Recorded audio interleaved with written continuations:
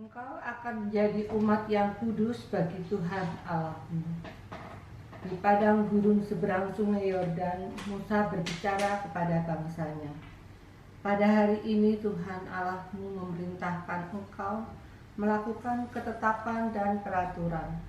Lakukanlah semuanya itu dengan setia, dengan segenap hatimu dan segenap jiwamu.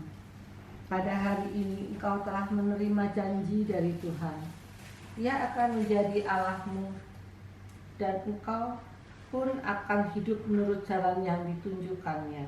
Referen: Berbahagialah orang yang hidup menurut Taurat Tuhan.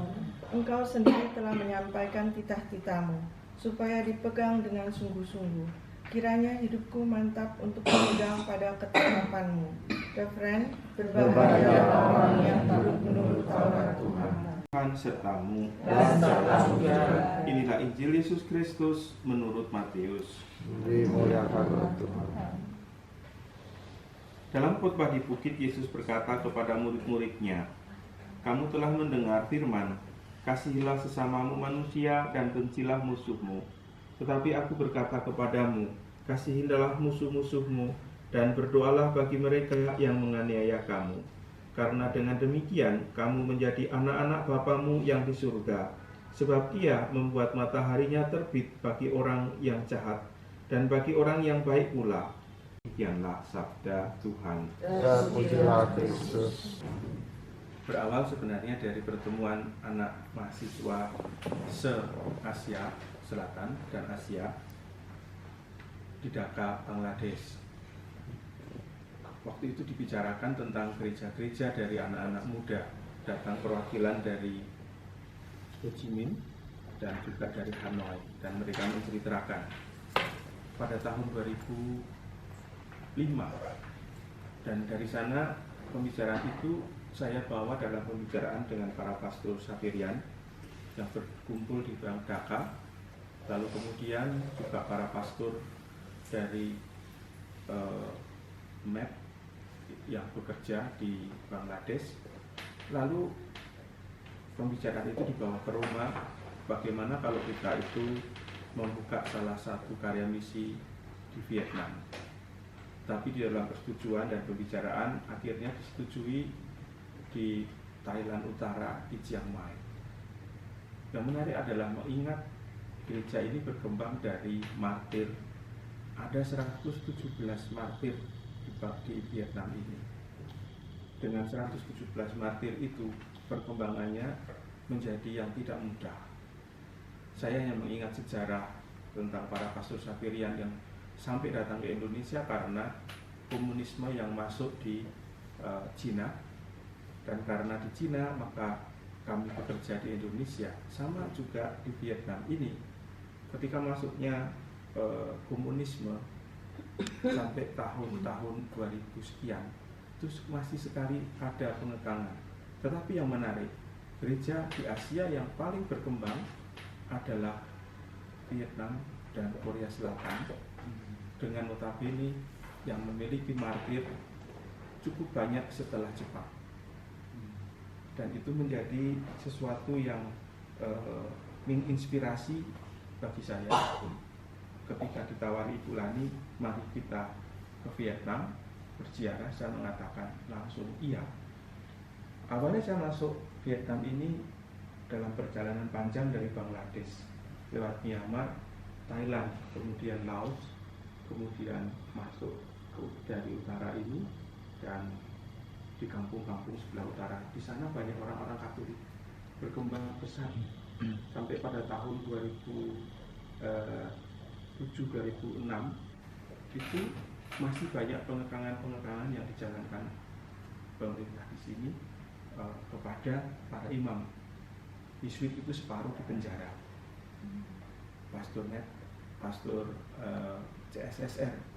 Tapi mereka justru dengan semangatnya yang luar biasa, bagaimana mengungkapkan kerajaan Allah di daerah itu berkembang. Maka ketika saya datang kedua, ketiga di tempat ini, saya mencoba masuk justru di daerah-daerah, di kampung-kampung, melihat perkembangannya.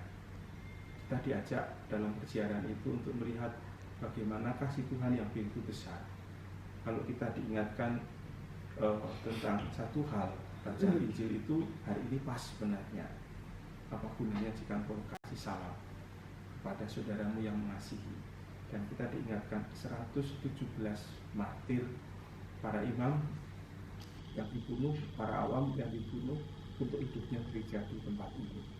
Semoga di dalam perjalanan ini kita bisa merasakan bagaimana cinta Tuhan itu yang membawa perkembangan gereja. Vietnam adalah salah satu gereja yang berkembang pesat di sini. Tahun 2002 ketika bertemu dengan beberapa mahasiswi secara tidak langsung di Dubai, ketika perjalanan pulang dari Inggris ke Indonesia untuk liburan, saya bertemu dengan beberapa mahasiswi dari negeri ini. Mereka pulang dari studi di Prancis, lalu mereka bilang, datanglah ke Vietnam, aku akan melihat bagaimana perkembangannya. Dan merasakan relasi perkembangannya itu yang luar biasa. Tidak semua tahu, tidak semua orang mengenal.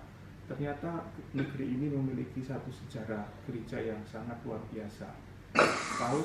Yohanes Paulus II yang mengangkat martir dari sini menjadi santo pada tahun, kalau nggak salah, 88 atau 2008, tanggal 19 Juni.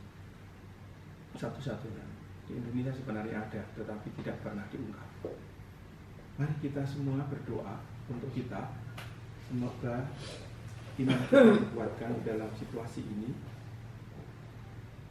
Allah Bapa yang makasih, kami mohon berkat-Mu untuk kesehatan bagi saudara dan saudari kami yang mengadakan perziarahan di negeri ini.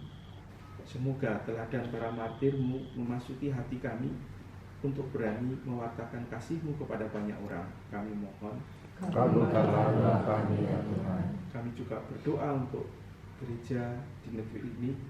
Semoga Engkau senantiasa menuntun untuk senantiasa berkembang di dalam situasi yang ada, sehingga nama-Mu semakin dimuliakan. Kami mohon, Kabulkanlah doa kami ya Tuhan. demi Kristus Tuhan dan pengantara kami. Amin.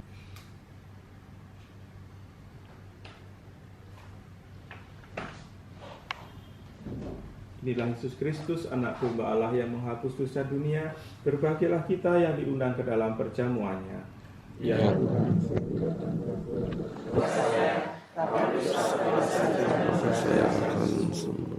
semoga saudara sekalian senantiasa dilindungi dan diberkati oleh Allah yang Maha Kuasa, Bapa dan Putra dan Roh Kudus. Amin. Saudara sekalian, dengan demikian perayaan Ekaristi sudah selesai. Syukur pada. Marilah kita pergi, kita diutus. Amin. Disehatkan dan terlebih bisa menemukan sesuatu yang indah dalam nama-Mu. Maria Bunda Yesus, sertailah dan dampingilah kami di dalam perjalanan ini. Demi Kristus Tuhan dan pengantara kami. Dalam nama Bapa dan Putra dan Roh Kudus. Amin.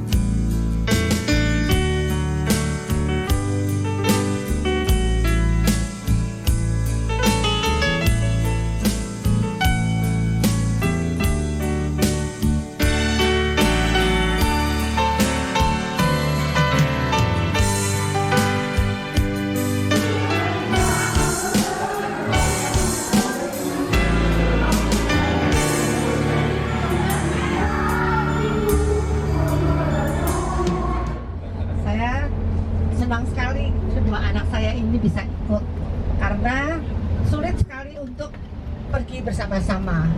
Jadi waktu itu pernah si Prisi bilang, Mama aku nggak dapat izin gimana? Padahal saya udah DP kan. Udah gimana ya? Saya tetap doa aja deh. Udahlah dek, kalau nggak sampai ikut ya sudah. Tapi saya kasih sama Steffi kalau sampai adiknya nggak ikut gitu. Tapi akhirnya Tuhan berikan Prisi untuk ikut. Terus kebetulan Pak Roni itu bilang mau ke Vietnam, katanya ada 10 orang. Oke deh, kalau 10 orang nambahinnya sedikit saya bisa, karena minimal 15 orang. Sampai udah dibikinin itinerary semua, Roni mundur. Saya udah bingung banget. Aduh Tuhan, gimana Tuhan, saya suruh cari orang 15, susah nih. Pertama Lucina bilang mau bawa temennya satu, saya seneng.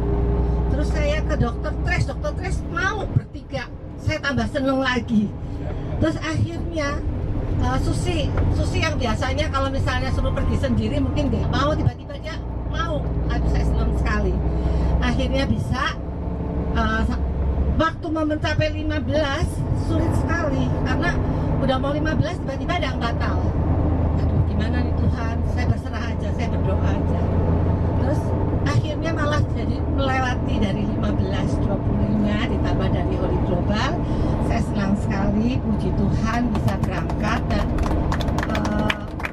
dengan tour leader Benny yang oke, dengan Nudi yang oke, dan Bu Ivon sama Pak Yopi yang bikin saya senang bisa ikut. Ya, puji Tuhan. Di Paroki Pakem Jogja. Iya. Dari Jogja dulu sebenarnya saya nggak mau jadi pastor dulunya. Ya, karena saya senang balapan motor. Teman-teman saya, lalu teman-teman saya itu mati satu-satu karena setiap kali balapan ada yang baik seringkali, tetapi karena apa itu kadangkala itu tidak memperhatikan lalu mati. Lalu dari 10 itu tinggal saya sendiri. Lalu suatu hari kakak sepupu saya datang dari seminari Mertoyudan. Dari semua di antara saudara itu hanya kamu yang belum pernah ke sana katanya. Kamu mau nggak datang ke sana? Lalu di sana itu apa? Sekolah SMA kalau kamu sedang. Tapi saya ada enggan karena kan dia pastor. Saya juga tidak pernah ketemu sama dia. Saya agak anti dengan gereja. Maka dulu kalau doa-doa lingkungan dan segala macam itu saya selalu ada di rumah tetapi tidak pernah gabung. Tapi kemudian dia mengatakan datang nanti saya jemput. Akhirnya saya datang ke sana melihat, tetapi sekolahnya bagus. Terus saya berpikir ya, teman saya itu mati kecelakaan, matanya nggak ada. Lalu saya cari, matanya ketemu, tapi mata itu kok melihat saya terus. Lalu saya berikan sama orang tuanya. Satunya lagi itu wajahnya nggak ada. Saya pikir-pikir ya, kalau saya hidup semacam itu, jadi juga nanti saya mati juga di jalan. Terus pikir-pikir, main ke tempat kakak sepupu saya itu, lalu dia bilang mau nggak kamu sekolah lagi di sini? Tapi kan saya sudah SMA. Di sini ada waktu 1 tahun setelah SMA. Lalu saya mendaftar. Lalu mendaftar di sana diterima ya. Saya nggak bisa tahan di seminari karena mau pulang. Karena hidup di seminari kan susah. Pagi-pagi harus bangun 4:30, ngambil sapu, lalu kain untuk membersihkan lantai, kaca, nyapu. Lalu jam 6 harus doa, misa, dan itu bukan kebiasaan saya. Maka di sana setiap kali bertemu dengan pemimpin wali saya mengatakan saya mau pulang. Sampai 12 bulan, 10 bulan, dan dia mengatakan sudah saatnya kamu pulang. Setelah pulang, dia mengatakan pulanglah ke sana, sudah selesai. Tapi masih ingat saya di bulan ketiga ketika saya mau belajar itu dipanggil oleh Romo Rektor karena saya membuat surat palsu waktu masuk seminari. Kan harus minta izin sama orang tua. Orang tua kan tidak mengizinkan. Lalu saya ketik sendiri, saya tanda tangani, tetapi ketahuan.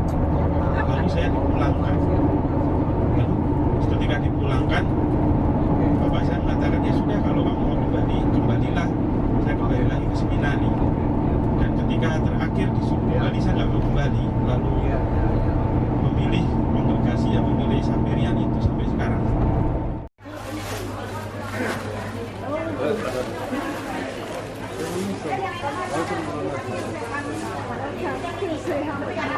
Ini berapa dua ini ya? 10 menit lagi kita jalan ya. Ya. Iya, 10 menit lagi kita jalan.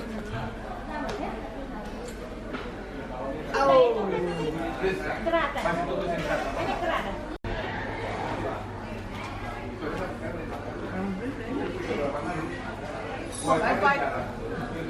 Orang boleh gambar. Ada yang mau beli ini nggak? Jadi 10 gratis. Ya, Sama aja 5 dapat 1 kalau 10. enggak, kalau 10 dapat 3. Gitu. Berapa sih Bu? 800-an dibagi-bagi. Jadi satunya itu 130. Kalau dolar 130.